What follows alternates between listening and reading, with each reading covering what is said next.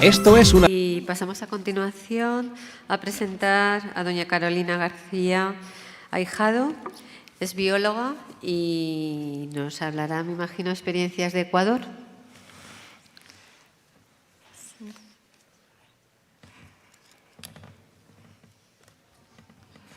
Bueno, buenas tardes a todos.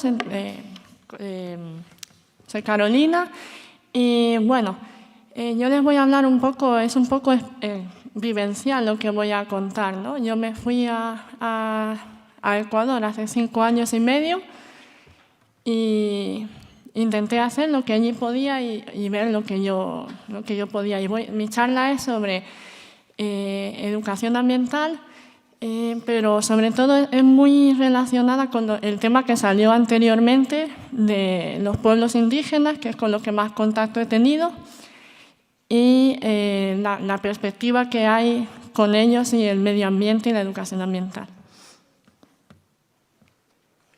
Entonces, unas pinceladas de Ecuador. Para quien no lo conozca, pues es uno de los países más biodiversos del mundo. Contempla varias áreas, como son la selva amazónica, luego hay una parte de costa y sierra. Además de las Islas Galápagos, que me imagino que aquí todo el mundo sabrá de la teoría de la evolución de Darwin, ¿no? Pues pertenece en la actualidad a Ecuador, las Islas Galápagos. Tiene 9 nacionalidades indígenas reconocidas, más toda la población mestiza, que hace como un total de 14 millones de personas. Toda esta situación, al igual que mi compañera Esther, es un país de muchos contrastes y todo hace que cualquier cosa provoca una situación compleja y difícil de manejar, ya sea socioeconómicamente o ambientalmente. Bueno, yo primero me fui a la Amazonía. Fui allí para hacer un voluntariado al principio en un centro de rescate de fauna silvestre. ¿Y qué te encuentras cuando llegas a la Amazonía? Pues eso, ¿no?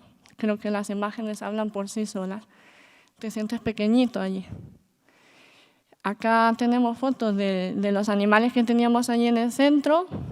Y bueno, además de la pena que te da lo primero verles, también observé otras cosas. Estando allí en el centro, resulta que pasaban muchos helicópteros por encima nuestra que transportaban materiales.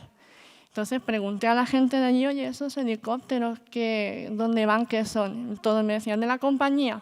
Digo, ¿pero qué me estás hablando? ¿Qué compañía? De las petroleras. Tienen la extracción más adentro, de aquí a 40 kilómetros. Ahí ya empecé a entender.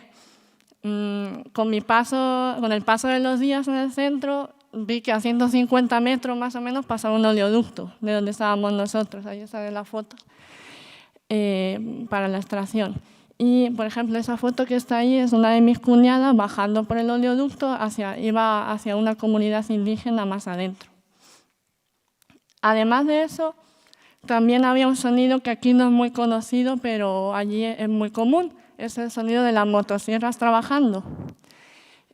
Claro, cuando oyes eso ya sabes que algo está pasando, ¿no? Normalmente no es bueno. Entonces son para 2 cosas. Ellos sacan la madera, normalmente la venden, simplemente la sacan en tablas. Y también hay deforestación por esta tala para ganado. También por las noches podías oír disparos, bastante disparos. También pregunté y resulta que es que la gente caza de noche. La zona donde está situada es una zona de un área indígena de la nacionalidad quichua. Y como costumbre ancestral, claro, ellos cazaban para comer. Pero ¿qué pasa ahora? Como pueden ver ahí, también ya no solo es para comer. Ahora el problema medioambiental es que lo sacan a vender a los restaurantes, ya son en grandes cantidades, ¿no? Las cosas que cazan, además. Entonces, o sea, para entenderles a ellos, ¿no? Cómo vivían antes, todavía viven, ahora están en una época de transición, es lo que hablábamos antes, me viene muy bien ahora, es una época de transición en la que tienen cosas que hacían antes más las de ahora. Por ejemplo, antes y ahora todavía quedan los que tienen fincas, pues ¿a qué se dedican? En las fincas cultivan en lo que llaman las chacras, normalmente cultivan caña de azúcar, yuca, árboles frutales, maíz. Y bueno, podemos ver ellos lo que les encanta es ir por el monte y comiendo de los árboles, ahí tienen comida tradicional, viven en las casitas de madera, pescan en los ríos. ¿Y ahora qué tenemos? La situación es que ellos también les gusta esta nueva forma de vida. Ahora, como hablamos, están con los teléfonos para todos lados, que el Facebook, que ya las casitas de madera pasaron a ser casitas de cemento en la ciudad, el río pasó a ser un parque acuático y bueno, está la feria y ya los niños no juegan en la naturaleza por ahí colgándose de los árboles, ahora está el parque sintético. Pero es que a ellos también les gusta, es lo que nos venden, ¿no? A ellos les gusta lo bueno de las dos cosas, o lo que ellos consideran bueno. Entonces, esto pasa cuando se juntan dos sistemas que son muy distintos. Por ejemplo, en las compañías extractivas, la tala y la ganadería y el tráfico de animales, la gente hace esas actividades para conseguir dinero. Están viviendo en el sistema moderno que utiliza dinero. Mientras que la caza y la tenencia de animales son costumbres que tenían ancestralmente. Ahora, a mi modo de ver, por qué pasa esto, cómo se puede solucionar. O sea, tú preguntas a cualquiera y a ellos les gusta trabajar en las compañías. Siempre que dicen compañías, normalmente son las petroleras. Les gusta, ¿por qué? Porque les da muchos beneficios, realmente monetariamente son los mejores trabajos, pagan bien y les dan mucha seguridad como salud y un pago de utilidades anuales que son de bastantes miles de dólares. Con la tala para vender la madera y la ganadería, son actividades independientes, no ganan tanto, pero también ganan más que con otras de las actividades, o como vender, por ejemplo, cacao. O sea, reciben mayor beneficio con esas actividades. Y el tráfico de animales también es muy fácil para ellos coger animales y venderlo bueno, aquí quizá pensamos que es mucha cantidad, tampoco tanta, pero para ellos sí es bastante y es rápido. Entonces, esto se fomenta porque el salario mínimo en Ecuador es demasiado bajo. Entonces, una forma, no sé de qué manera, esto ya es muy complejo, pero la forma de que la gente hiciera actividades más sanas en vez de destruir su medio ambiente, pues sería que tuvieran un salario más digno, más acorde con el coste de la vida en Ecuador. También que tengan alternativas de trabajo atractivas. Como decíamos, las otras son muy atractivas porque ganan mucho dinero. Y bueno, nuestro ejemplo, cuando ya me quedé a vivir allí, lo que solíamos hacer era una combinación, ¿no?, entre voluntariado y turismo ecológico, por así decirlo. La gente hacía sus artesanías y las vendía, y además comían de su propia cosecha algunas cosas, no todas, lo cual lleva a una soberanía alimentaria que sería bueno que todavía no perdieran porque todavía tienen allí bastante. Aquí no quería dar muchos datos, pero solo un par de datos para entender lo que viene, ¿no?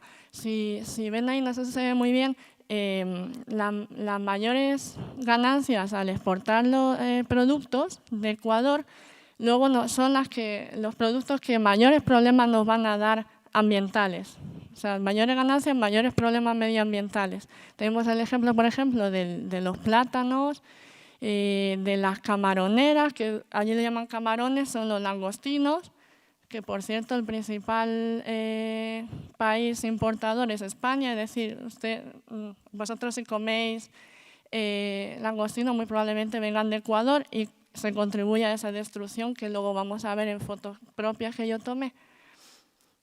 Y otro comentario, otro dato, es que Ecuador, bueno, su primera fuente de ingresos es el petróleo, pero aparte de eso, estos productos que están moviendo de exportación, cada año se dedican más a simplemente extraer materias primas. No le dan ningún valor añadido, con lo cual se dedican simplemente al extractivismo. En vez de generar una industria que pueda manipular esas materias y ganar ellos un poco más, lo que hace simplemente es extraer y vender.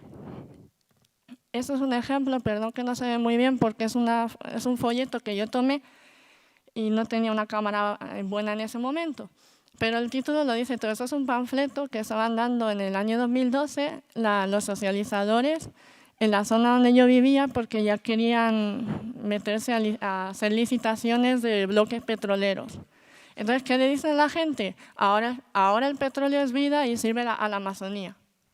Y le ponen todas las cosas que van a ganar, que en algunos casos yo lo he visto, no es verdad. Y en otros, bueno, también siempre dicen que la explotación es segura, pero este año que ha pasado en Ecuador ha sido muy grave. Ha habido 2 grandes vertidos en las estaciones petroleras y de media, más pequeño, salió en la prensa que había un vertido a la semana en todo el país, en estas estaciones que dicen seguras. Bueno, nosotros ¿qué hicimos? Cuando ya me salí allí a vivir, yo desde el Centro de Rescate de Animales que fui de voluntaria, llegué a ser la coordinadora 2 años. Y como soy educadora ambiental y siempre me ha gustado esa parte también, además de los animales, estuve observando 1 año a la gente, viendo cómo vivían, hablando con ellos, para intentar hacer un programa de educación ambiental en la escuela local que teníamos enfrente. La mayoría eran niños indígenas, incluso de distintas nacionalidades, aunque la mayoría quichua. Ahí pues simplemente hay fotos de que hacíamos de todo, los niños disfrutaron mucho, nosotros aprendimos de ellos y eso, o sea, queríamos contarles que había unos problemas medioambientales, por lo menos que lo supieran y rápidamente cómo podían ayudar a que eso no pasara, ¿no?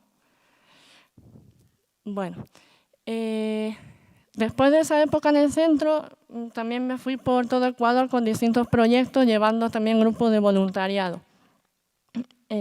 Esto lo hacíamos mediante una fundación estadounidense que tenía unas asociaciones con fundaciones locales. Estas alianzas son muy comunes en Ecuador.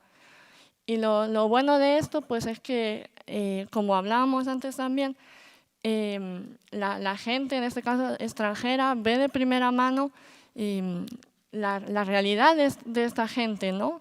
Y qué hacen allí y cómo se pueden solucionar los problemas, la forma de verlo. Mientras que la gente local también aprendía de ellos, con sus historias, con sus fotos.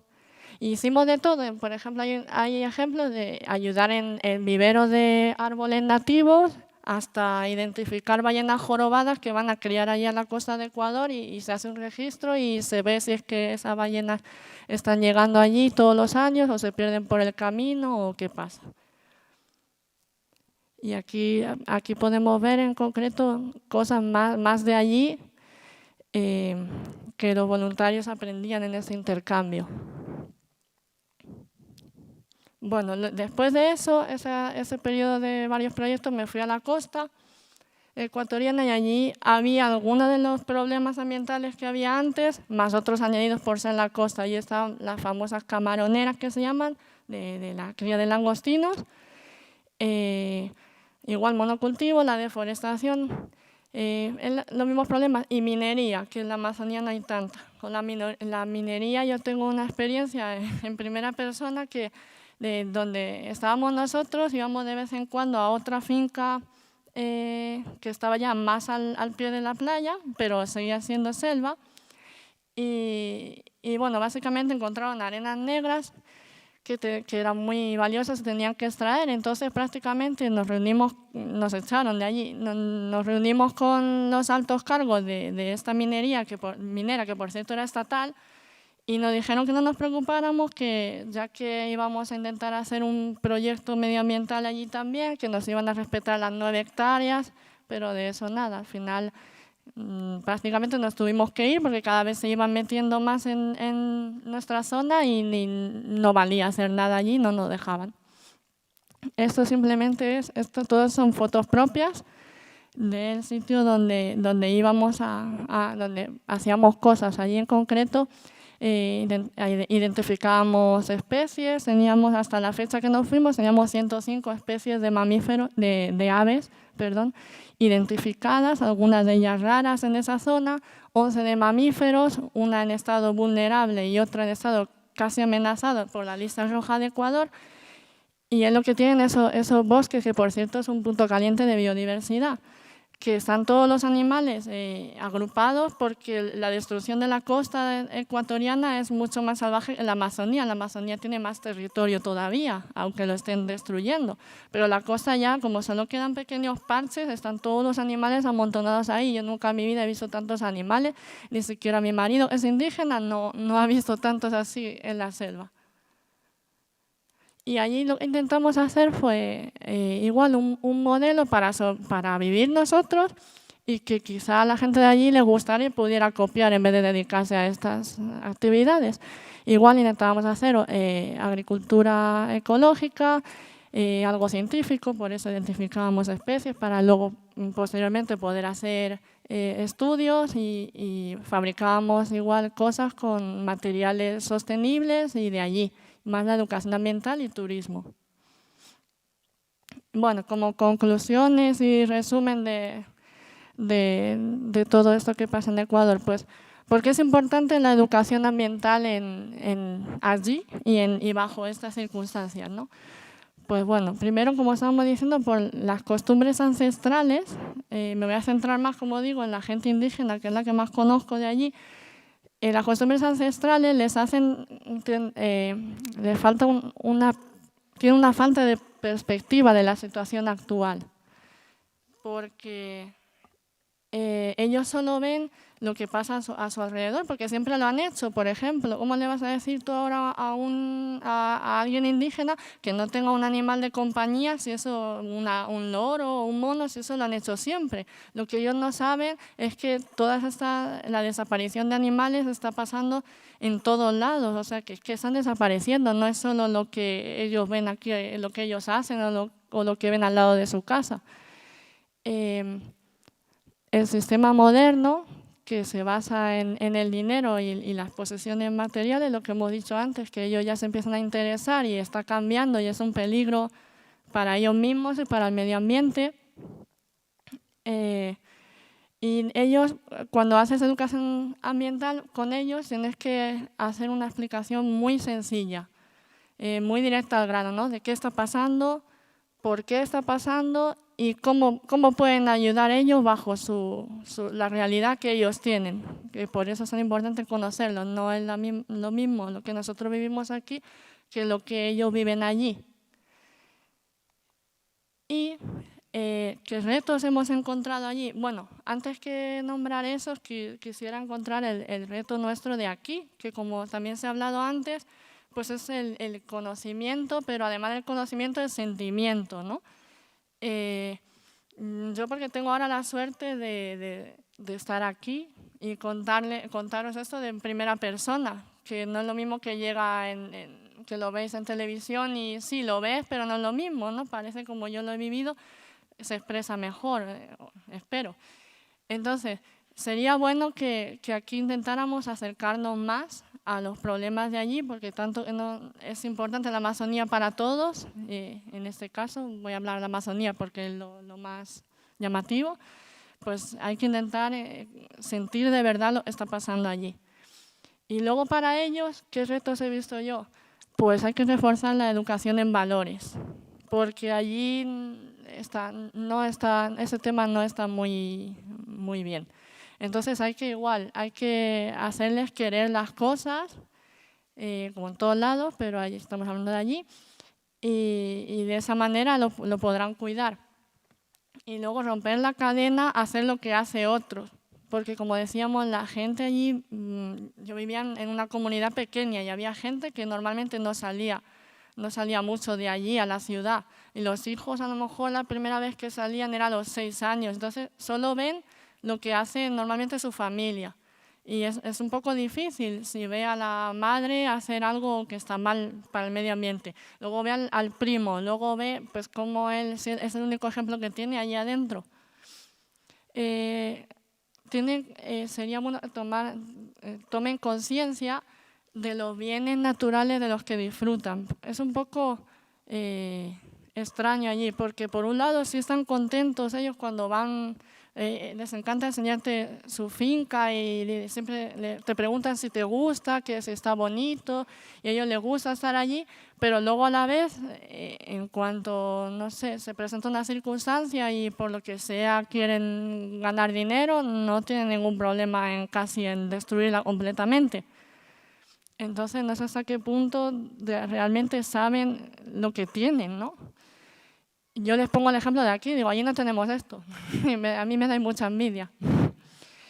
Y por último, predicar con el ejemplo, como estábamos diciendo.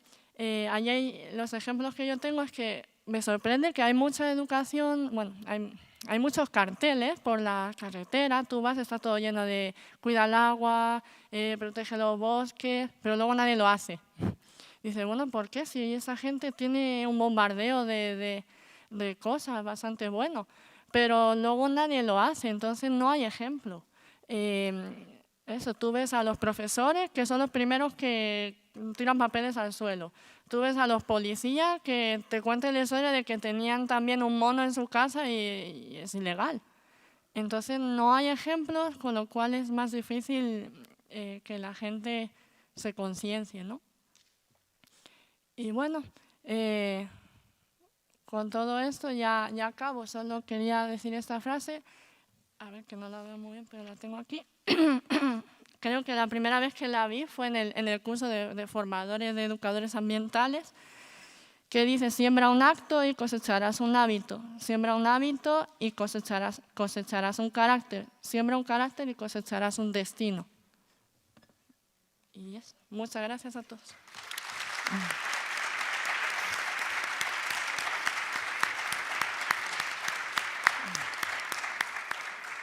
Muchas gracias, Carolina.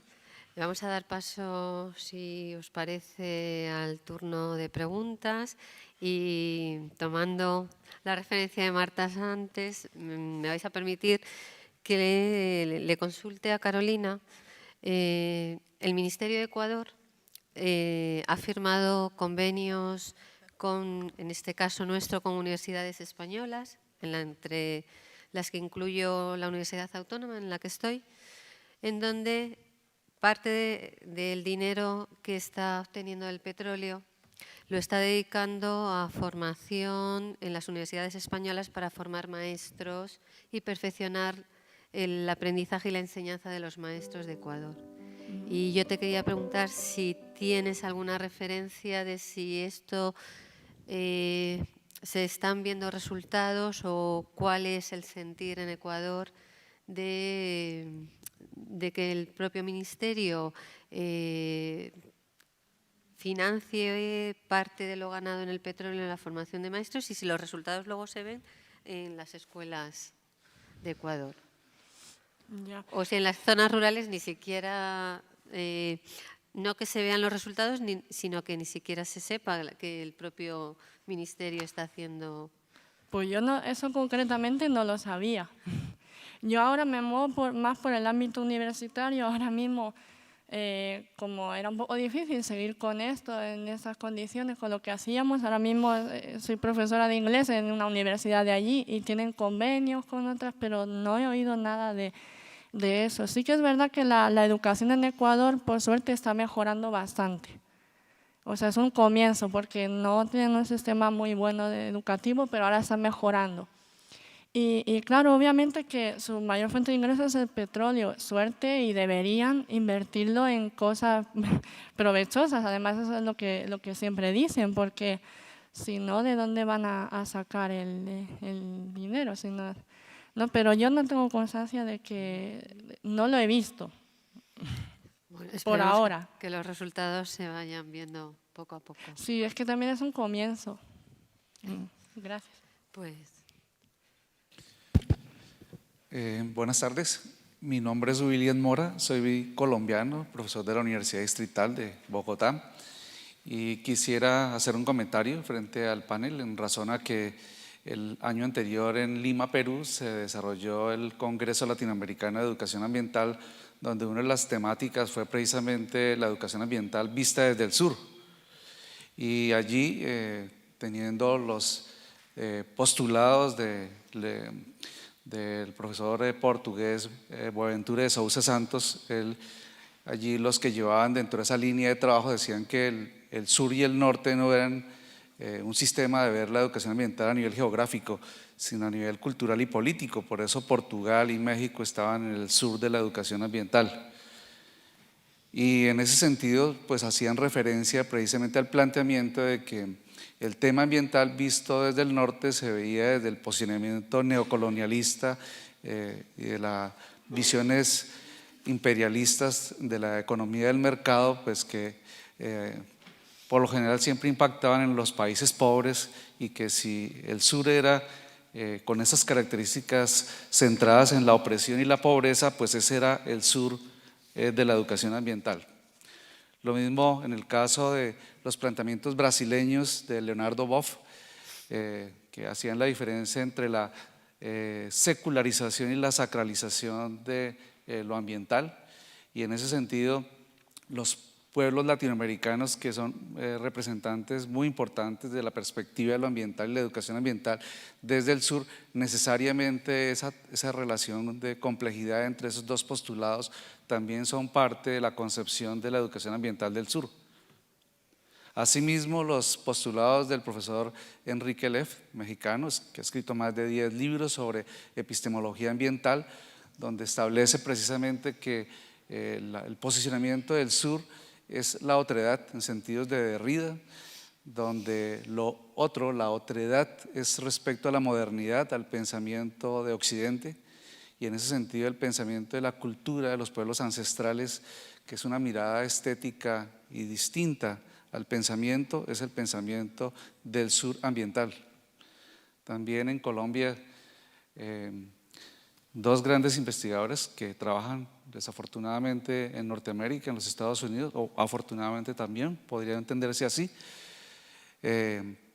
Uno de ellos ya muerto, el profesor Ángel Maya, sobre la visión estética de lo ambiental, y pues el profesor Arturo Escobar escribe solamente en inglés en universidades norteamericanas sobre el tema de la territorialidad, y es que no hay ambiente para el pensamiento del sur sin territorio. En ese sentido, cultura y territorio, a diferencia del pensamiento del desarrollo sostenible, que está centrado, aunque con posturas incluso mitigadas a través del desarrollo de las visiones del decrecimiento, el pensamiento ambiental y la educación ambiental latinoamericana y del sur están centradas en otras posturas que son los temas culturales y el territorio. Aspectos que tienen que ver, como en el caso de Colombia, con el tema del conflicto del narcotráfico, el tema del paramilitarismo, y temas que son centrados, pues ustedes saben, Colombia ya no tiene, la base indígena es casi muy poca, somos mestizos, particularmente de los procesos de culturalización que vinieron tanto de españoles y alemanes, por lo tanto nosotros tenemos un gran mestizaje. Y allí en Colombia particularmente el tema de la violencia por más de 60 años ha sido la base del concepto de lo ambiental y la educación ambiental. Eso es difícil de que sea entendido por otras personas que no han tenido el conflicto, por lo tanto para nosotros el tema ambiental es una lucha por la autonomía y el logro de la reivindicación social y cultural vista desde el problema de la violencia y el conflicto. Eso para nosotros es el tema ambiental y la educación del sur. Desafortunadamente, en el manifiesto que salió para Nagoya el año pasado, en el fin de la década para el desarrollo sostenible, quienes redactaron ese documento al final del Congreso, con más de 1.500 personas presentes allí, entre ellos del Ministerio, Ustedes ya saben que ayer el profesor Javier Benavides y el profesor Pablo Meire lo decían. Desafortunadamente en Latinoamérica y casi que en el mundo la educación ambiental está arrinconada, casi desguazada, ¿no? Nos están vendiendo por partes. Después de 1992, con Río 92, la palabra educación ambiental deja de existir en política internacional. Y ahora, en esta última década, por problemas del conflicto asociado también por problemas de la economía del petróleo y las energías alternativas en América del Sur y Latinoamérica, se arrincona la educación ambiental por falta de presupuesto. Argentina se queda sin oficinas de educación ambiental, países sin Ministerio del Medio Ambiente y capítulos dedicados a la educación ambiental, y nos llevan hacia solamente el apoyo económico, hacia posturas de lo ambiental vistos desde la visión de la educación para el desarrollo sostenible, no centradas en lo cultural, político, ideológico y el logro de la autonomía, sino de posturas mitigadas del tema de la economía. Eso para nosotros es educación ambiental del sur. Muchas gracias.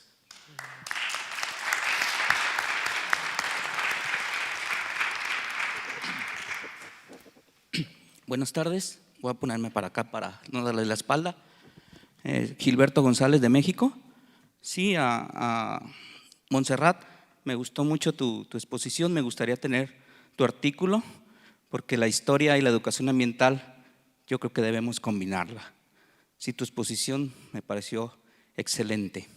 Esther, ¿trabajas para Reforma, periódico Reforma en México? Sí. Bueno, México pues es un país grandísimo, ¿sí? Son 32 estados, hay unos estados muy pequeños, otros muy grandes. Sí, las exposiciones que diste de las, por ejemplo, de los 8 que mencionaste, algunos los conozco, algunos sí son importantes a nivel nacional, pero pues en cada estado pues tenemos nuestras experiencias, ¿sí? En mi estado donde yo vivo, por ejemplo, tenemos el Festival de Aves Migratorias, ¿sí? Tenemos mi proyecto que presenté ayer, que yo digo que es importante, ¿sí? Sobre la conservación de la cultura y la conservación de los maíces nativos, ¿sí? Entonces, cada estado tiene su qué ver en agricultura, en educación ambiental, ¿sí? Entonces, lo de la Monarca, pues es un proyecto internacional, se podría decir, por la migración de estas mariposas que vienen desde Canadá, Estados Unidos y llegan a Michoacán en México. Es un problema lo de transgénicos para estas, como lo mencionaste, para las mariposas, ya que las mariposas llegan a la franja del maíz en Estados Unidos, se paran en los maizales y la migración de mariposas monarcas, no recuerdo el porcentaje, que bajó creo que hasta un 50% por los transgénicos, porque comen el polen o llegan y se paran en los maizales en Estados Unidos y baja esta población. Puede haber un desequilibrio de fronteras. ¿Por qué? Porque la mariposa monarca pues es un alimento para pájaros, para murciélagos, para muchas especies, ¿sí? Carla, pues no sé, te quería preguntar algo, pero como no he leído mucho a uno de los autores de Paulo Freire, si las políticas de Brasil están enfocadas sobre eso, sus teorías, no sé. Carolina, pues al igual que yo, pues yo trabajo con comunidades indígenas, ¿sí? Y muchas veces nosotros como educadores ambientales decimos que los indígenas respetan el medio ambiente, ¿sí? Pero no es cierto. Si fuera una comunidad que todavía no ha sido tocada, que no ha llegado la tecnología, que no migran para trabajar, para tener un dinero, tal vez sí respetarían el medio ambiente, porque yo he visto algunos documentales de Brasil donde todavía, no sé si todavía haya grupos donde no ha llegado la civilización, pero cuando llega ya la civilización, las comunidades empiezan a perder ese contacto con la naturaleza. Mientras ellos no sean trastocados, pues claro, son poquitos, viven de lo que hay ahí, ¿sí? Pero cuando ya llegamos, cuando llega la civilización, cuando llegan las petroleras, cuando ellos tienen que emigrar para trabajar, como es el caso con los indígenas con los que yo trabajo, que por temporadas tienen que bajar a las costas de las montañas para trabajar en la pizca del jitomate, en el tabaco, ¿sí? Y que viven por temporadas porque bajan con todo y familia, migran con toda la familia, los niños dejan de estudiar en sus comunidades, van y trabaja toda la familia en el tabaco. Es uno de los productos más contaminantes que hay en el mundo, desde la siembra hasta en la salud para uno, ¿sí? Entonces, cuando las comunidades ya están trastocadas, pasa lo que tú comentaste, es cierto, ¿sí? Ellos no respetan el medio ambiente. Si tú les dices, les voy a dar 100 euros si me matas un venado cola blanca, ellos van y lo matan, ¿sí?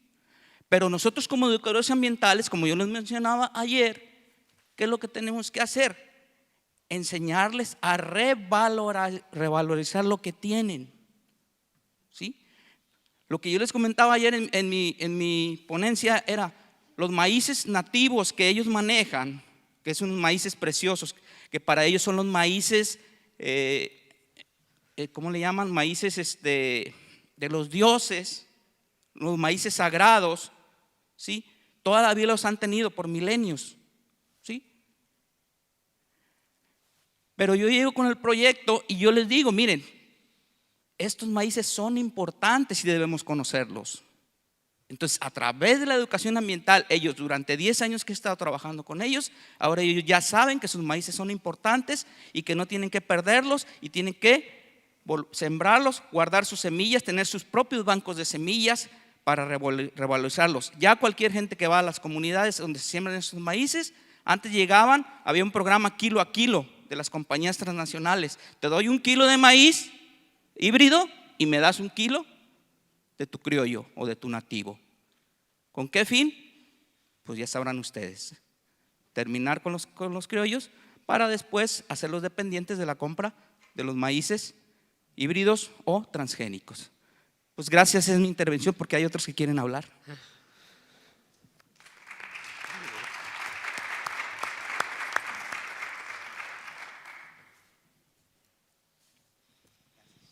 Soy Pedro Izaguirre, de Teatro Intrépido.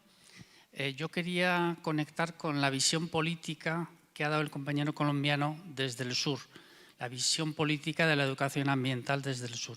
Y lo quiero unir con muchas cosas que se dijeron ayer en la mesa redonda sobre los retos de la educación ambiental, los retos actuales.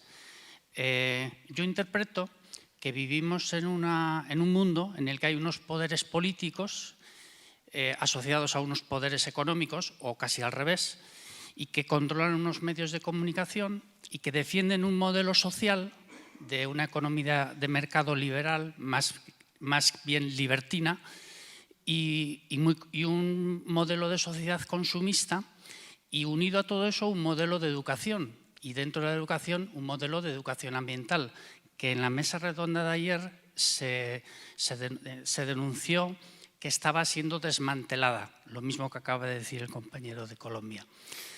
Y frente a eso, hay otra realidad en paralelo, que somos los educadores ambientales, que tenemos el poder político que tenemos, el poder económico que tenemos, que controlamos los medios de comunicación que controlamos, que defendemos otro modelo de sociedad distinta y que defendemos otro modelo de educación distinta.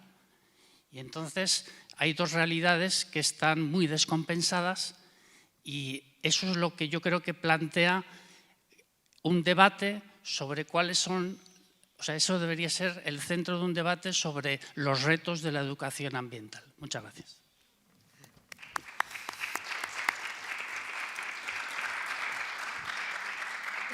Si me permitís, en las reflexiones que habéis hecho estoy completamente de acuerdo. Como decía en primer lugar nuestro compañero colombiano, cultura y territorio están íntimamente unidos y además estamos ligados a entendernos de por sí. Pero yo añado otra cuestión. Cuando hablabas que en el sur y la educación está en el sur y la opresión y los oprimidos y la sociedad que tenemos hoy por el modelo, y acabando con la reflexión de nuestro último compañero, la reflexión en el norte, también este modelo de sociedad está haciendo oprimidos. Yo lo reflejo en una frase porque corren tiempos tontos. Es decir, tenemos una sociedad en donde pensamos que es donde hemos llegado al mayor desarrollo y hoy en día vemos a nuestros jóvenes, a nuestros niños, en donde carecen absolutamente de sensibilidad para apreciar los valores y lo que tenemos alrededor. Podemos estar hablando en clase de cosas profundas y ves que a la compañera que le está tocando le está peinando el pelo. Como dije ayer, me duele el estómago. La opresión, las carencias, desgraciadamente, están pasando un alto coste a ese norte también. Y precisamente si algo puede servir, este congreso y muchas más reflexiones que podamos tener juntos, es para decir qué modelo de sociedad queremos, qué hijos, qué somos nosotros. Y eso es lo difícil de ir construyendo. Pero efectivamente en el centro está la ética y los valores. Y esa ética y valores conducirá al modelo económico, el modelo social, el modelo educativo y el modelo ambiental. Por supuesto, es una nueva propuesta. Hay mucho camino para hacer porque está devorado por muchos lados. Pero aquí estamos todos, con lo cual tenemos trabajo. Yo no sé si queréis hacer alguna reflexión a las 3 primeras reflexiones hechas. Bueno, é algo que me ha levado a pensar e levo pensando esses dias, não? Bueno, primeiro respondendo que, claro, Paulo Freire é o papa em Brasil de toda a pedagogia, não? E claro que a educação ambiental e desde de la pedagogia e del campus onde eu trabalho se habla todo o tempo de Paulo Freire. Sobre os modelos de la educação ambiental, os retos, me chama bastante a atenção e não sei se tem que ver, mas, enfim, creio que pouquinho, não? Como ha cambiado isso, não? Como he dicho antes se falava del medio ambiente, agora se habla del modelo socioambiental, não? Em Brasil, uno vê por los textos que desde há uns anos, desde há 10 anos, a educação ambiental está sendo muito tratada desde a sociologia, que me parece fantástico, pero ao mesmo tempo, não sei, me preocupa porque a sociologia é política, não? Se trabalha também com a política. E, bueno, sí, é importante sermos conscientes políticamente. O problema é sermos partidários. Bueno, eu vejo problema nisso porque sou partidária, não contra, pero bueno, enfim, não creio em los políticos, sobretudo os brasileiros, não? Está vendo o problema causado por el petróleo, não? Há anos atrás, aqui em Espanha, vimos que o petróleo mata, não sucia suas manos por petróleo e de la guerra de Iraque, bueno, não se corrompa por el petróleo, não? Enfim, o problema de Petrobras. Pero me chama a atenção em los textos que são publicados em la página web do Ministério do Meio Ambiente, com autores bastante conhecidos, não? Marco Sorrentino, Boff, Leonardo Boff, enfim, outros, não? E he grifado palavras, han hecho texto que todos podem mirar, que se chama Encontros e Caminhos por uma Revolução Coperniana de la Educação Ambiental, que coletivo lo firma. E então se traem palavras como militantes, educadores, socioambientales, os desafios, hablan, bueno, de la sustentabilidad, pero habla mucho de la palabra lucha. Y, bueno, claro, habla del MST, igual, vamos, hablo una tontería aquí, pero lo que me preocupa es que la educación ambiental desde el gobierno pueda estar sendo utilizada como uma maneira de induzir politicamente a determinados grupos. Isso que não lo sei. Não sei até que ponto, porque quando la educación ambiental es utilizada para trabajar con los movimientos sociales desde la política, me pregunto hasta qué punto ella es inocua en el sentido de no tener un partido prevaleciendo frente al otro. No sé si me explico. Entonces me preocupa eso, ¿no?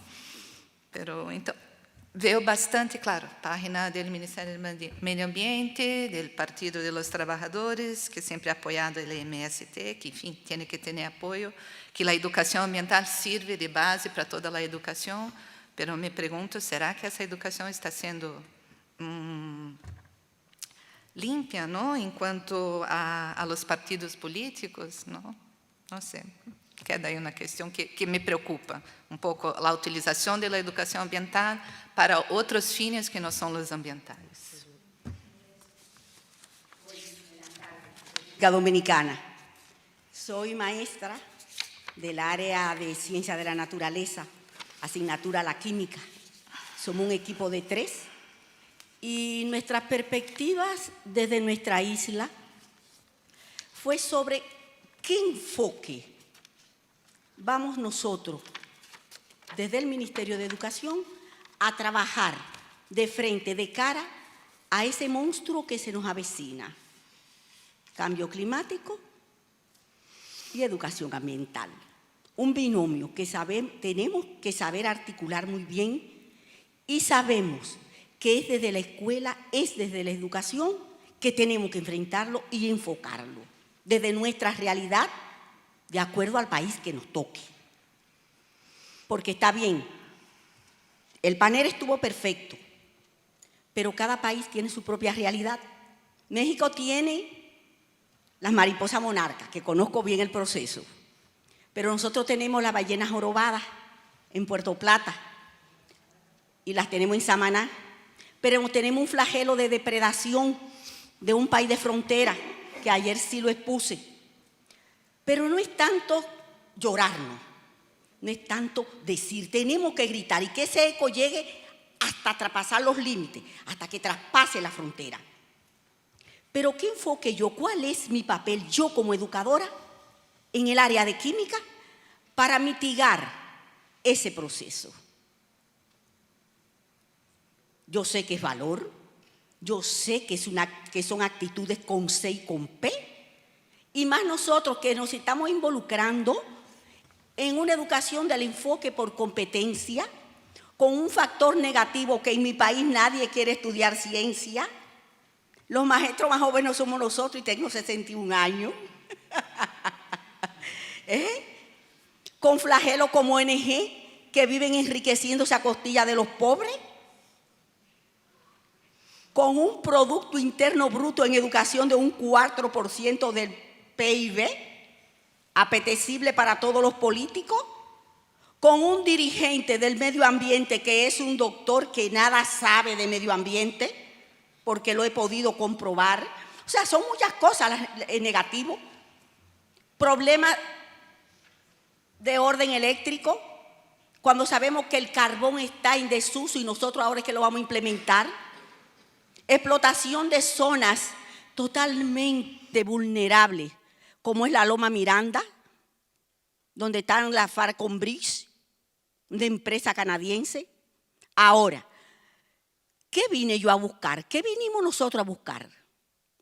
¿Cómo enfocar educación ambiental desde la tierra, como se llama, el primer año del primer ciclo del nivel secundario de la educación de mi país? Tenemos consultores españoles, tenemos consultores centroamericanos como Darling Mesa, que Ecuador la tiene ahora también como consultora. Pero mi pregunta va a Brasil. ¿Qué ha hecho Brasil con la empresa Monsanto, enclavada en el pleno corazón de la selva amazónica? A nivel de ambiente, tienen en construcción una planta nuclear. Desde la educación ambiental, desde el Ministerio de Educación, ¿qué respuesta le han dado? Y Monsanto sabemos lo que es, ¿verdad que sí? Una de las multinacionales de las empresas de transgénicos. Y Brasil, Cuando empezó los transgénicos estaba totalmente opuesto, igual que Chile. Sin embargo, hoy en día es un gran exportador de sorgo transgénico. A nivel de medio ambiente, ¿qué ha hecho Brasil? Esa es mi pregunta. Es fuerte, sí, yo lo sé. Bueno, gracias. Bueno.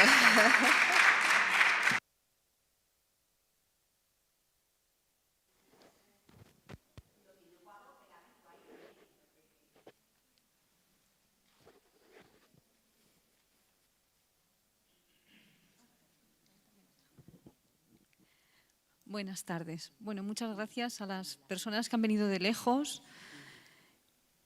porque las que estamos viviendo cerca pues nos confirman mucho más la locura del mundo que estamos viviendo. Y la división entre la educación y la economía y la práctica de la economía global y capitalista a ultranza. Las personas que vivimos, yo vivo soy vecina de este barrio, del Ateneo, lo visito con frecuencia, lo tengo cerca, tengo esa gran suerte de poder venir aquí y asistir a muchos debates, y este es uno de los que me parece que está encuadrado en todos los demás. Es decir, que no sé por qué se parcelan tanto las cosas. El medio ambiente es todo. Es lo que paseo cada día, donde vivo, donde respiro, donde me relaciono. Pero ya hace mucho tiempo que en la educación se parceló todo. Se parcelaron las materias, se parcelaron esa división tan grande entre la ciencia y las humanidades, cuando en realidad tendrían que estar entroncadas. No me voy a alargar mucho, felicito al Congreso, echo mucho de menos a los movimientos sociales aquí, tienen mucho que decir ahora mismo, los movimientos sociales y los movimientos de reivindicación ciudadana y política en este tema. Los echo de menos en este Congreso por lo que he visto en el programa, no desconozco algunas razones, los movimientos ecologistas con todo lo que eso significa, como movimientos ciudadanos y de lucha. Tendríamos que ir juntas, ¿no? Y juntos. Ahí está otra vez la división. Como persona que, digo, soy del barrio, soy una mujer que nací en el campo pero vivo en la ciudad desde hace muchos años, observo también esa gran división entre el medio rural y la ciudad. Se ha perdido totalmente el contacto, o sea, esa relación directa entre lo próximo, lo que se produce en el campo próximo, y abogo de nuevo por lo local, ¿no? Que será lo que nos tenga, si acaso, algún futuro. En el tema educativo, querría aportar algunas de las cosas que vivo y que comparto con algunas de las personas cercanas en el mundo vecinal, de estos barrios, de Lavapiés y en la zona esta de las Letras, las Huertas, que se llamó así porque era una zona de huertas, este barrio donde está el Ateneo, hace no muchos años, y abastecía de producto hortícola a Madrid, a la zona por lo menos esta del sur de Madrid. Se están haciendo algunas experiencias para las personas que vienen de fuera, para que sepan también que hay un movimiento vecinal en la ciudad interesante para recuperar lo poco que nos queda, si es que nos queda poco y cada vez menos, algunos solares con un suelo natural que hemos perdido en la ciudad, y se está recuperando y haciendo ese movimiento de huertos urbanos, que no es ya lo que se produce como huerto, sino lo que significa entrar en contacto con la naturaleza y con lo que realmente nos da de comer y nos mantiene vivas a las personas, ¿no? Que está cada vez más lejos y viene de cada vez más lejos el alimento, y la industria alimentaria, por supuesto, ya se encarga de ello. Entonces, hay una experiencia que me parece interesante, que es, dentro de estos huertos urbanos, es cuestionarnos el seguir la pista a las cosas que tenemos, las más próximas, las que vienen cada día, nos hacen estar un poco conscientes. Es decir, seguir la pista significa seguir la pista del tomate cuando viene, de donde ha llegado, seguir la pista de cualquier producto cotidiano. En algunos está haciendo estas experiencias con las personas que se acercan a los huertos. Seguirle la pista a las cosas que tocamos y vemos cada día. Y desde luego nos llevaremos muchísimas sorpresas y por lo menos sabremos realmente cómo y de qué manera estamos viviendo. Por eso un poco felicitar a la persona de la Universidad Autónoma. Añado, para terminar, que gracias a Pilar Lacasta, que es una paisajista de la Universidad Autónoma, con la que he hecho un curso excelente de paisaje, que te enseña a leer realmente el paisaje como un libro abierto, el paisaje urbano, el paisaje rural, el paisaje del campo, llegué a la pista de donde estaba la razón de tanta losa de granito en las calles y plazas de Madrid, que han privado del suelo natural al suelo de Madrid y nos han añadido un calor impresionante de un día para otro en los días de verano. Le seguí la pista a esas losas de granito y llegué hasta un pueblo no muy lejos de Madrid que se llama San Martín de Valdeiglesias, y detrás de ahí, si alguien lo quiere visitar, verá dónde vienen muchas de las losas de granito de Madrid y cómo está dejado ese paisaje y se sigue dejando. Gracias.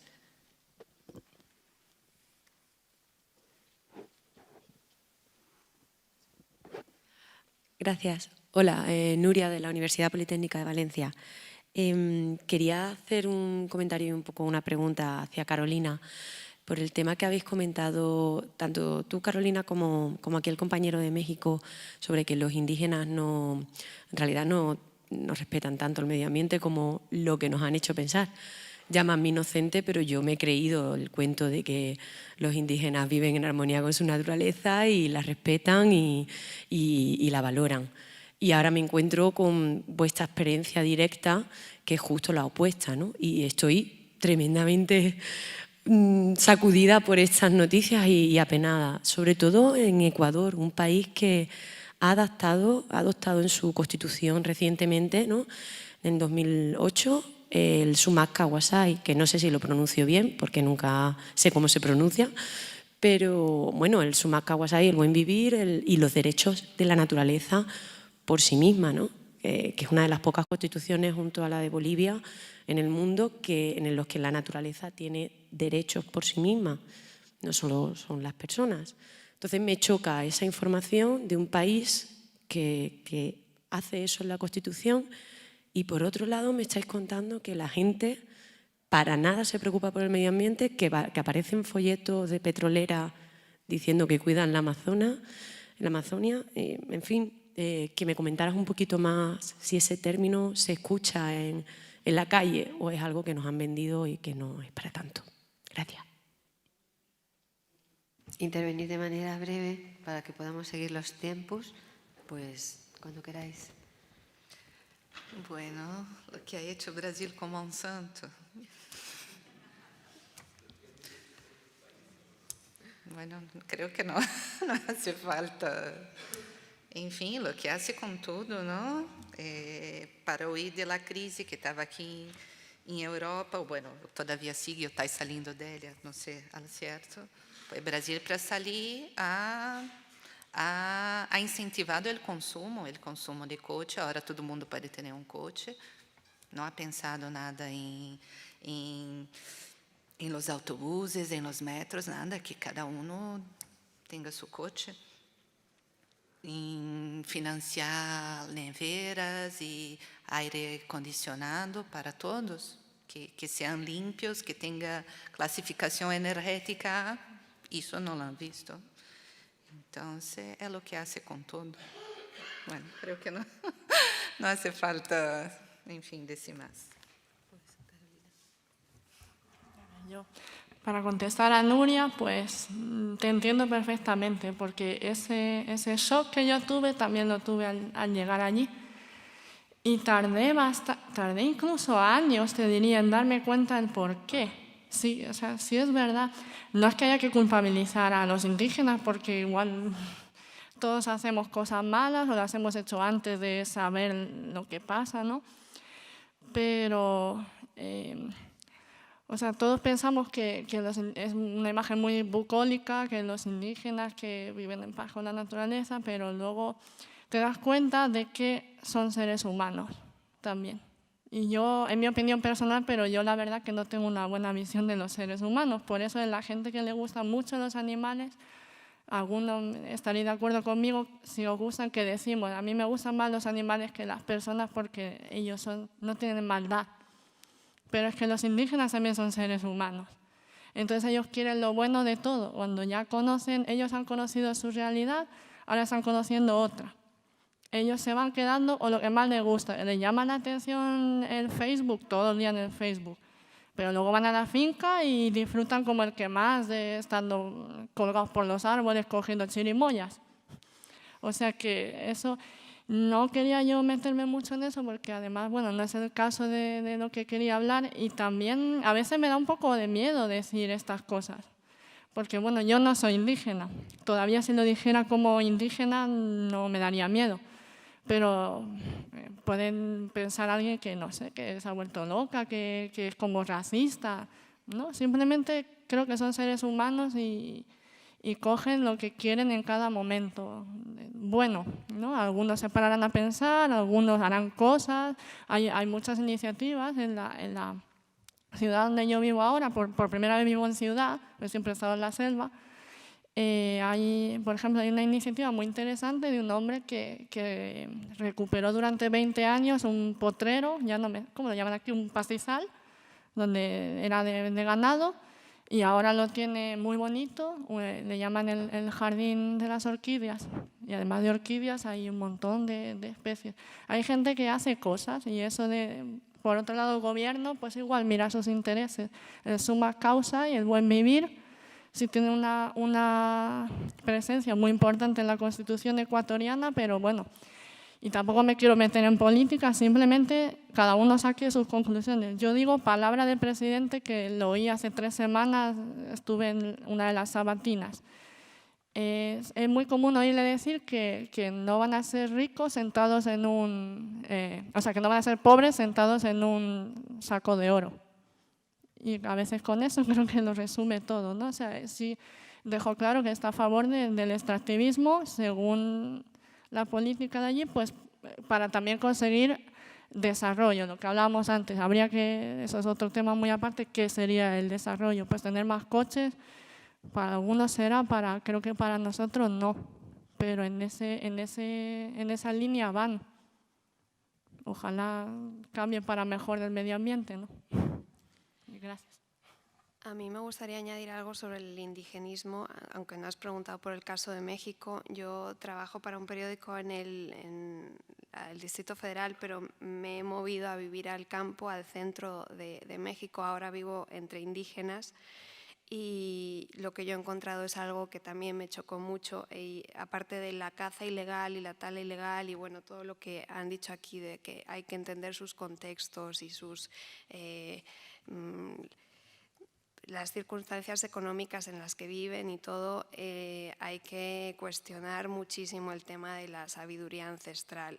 Cultivan en unas pendientes donde no es posible cultivar, la piedra queda totalmente erosionada, hay unos deslaves impresionantes, hacen tumba rasa y queman absolutamente todo.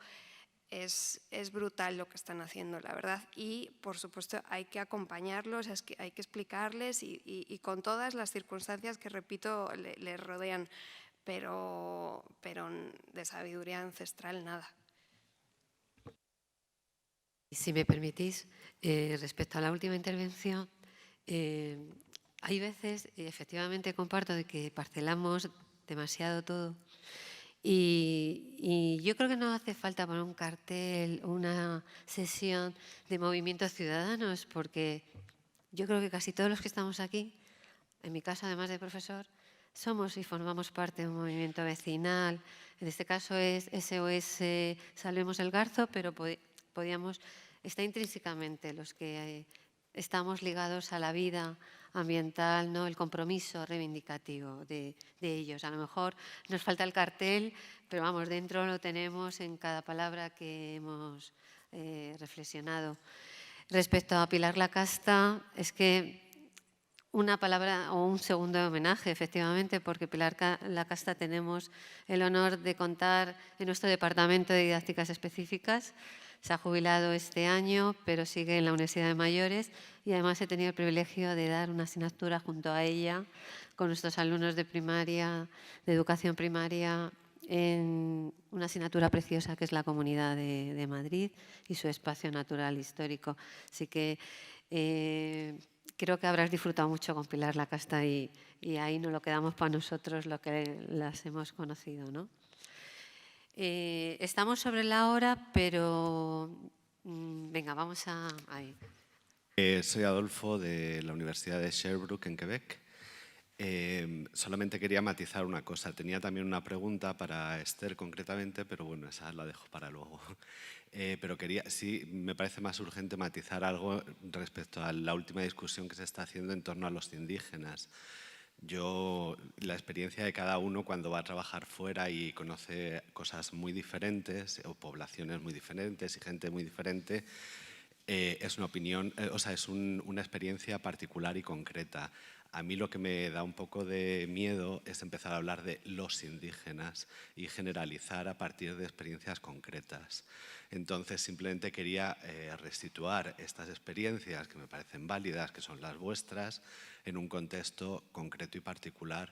Y los indígenas, vosotras mismas lo habéis presentado, estamos hablando de una variedad, de una diversidad y de una cantidad enorme y de una realidad muy compleja, además.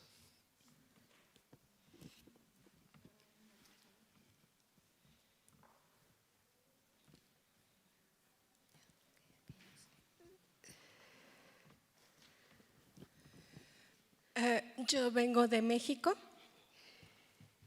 Me parece también que coincido con el colega que me antecedió. Es bastante peligroso generalizar. México es un país muy vasto en cultura y 500 años de discriminación de nuestros pueblos originarios han dado muchas experiencias de cómo son sustentables. 500 años marginados han dado, no digo que todos, pero sí una mayoría, han dado muchas muestras de prácticas sustentables. Ejemplo de ello es la milpa. La milpa es una extensión donde ellos pueden cultivar y además de cultivar el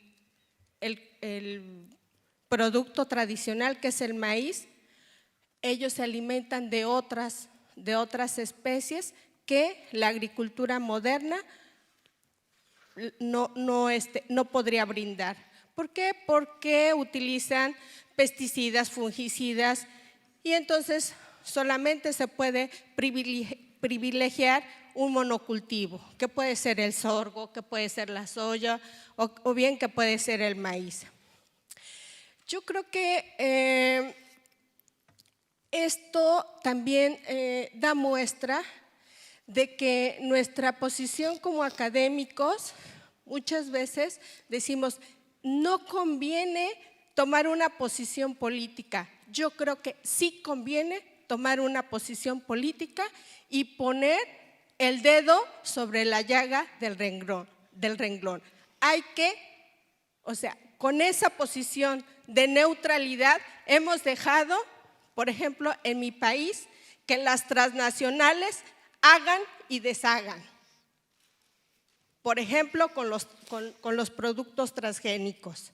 Entonces, yo creo que como académicos sí tenemos que manifestarnos en contra de nuestros gobiernos, en contra de las políticas internacionales que están dilapidando todos los recursos. Yo no veo la diferencia, o yo no, más bien, no puedo comparar un trastorno limitado de los indígenas con un trastorno de una transnacional. O sea, no hay punto de comparación de quién contamina y quién deteriora más. Me parece que ese es el elemento que tendríamos que discutir en estos foros internacionales. Gracias.